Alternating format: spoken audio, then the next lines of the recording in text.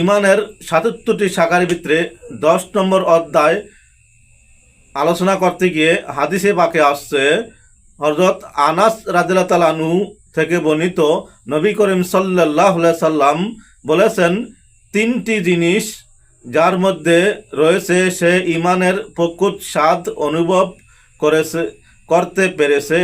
Number 1, যার কাছে আল্লাহ ও তার রসুল সাল্লাল্লাহু আলাইহি সাল্লাম সবচেয়ে বেশি প্রিয়। 2, কেবলমাত্র আল্লাহর সন্তুষ্টির জন্যই মানুষকে ভালোবাসে।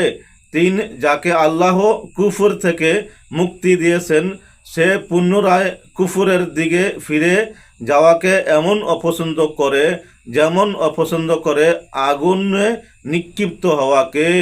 সহিহুল বুখারী, সহিহ মুসলিম। তাই আসুন আল্লাহ তাআলাকে জানের চেয়ে বেশি ভালোবাসি।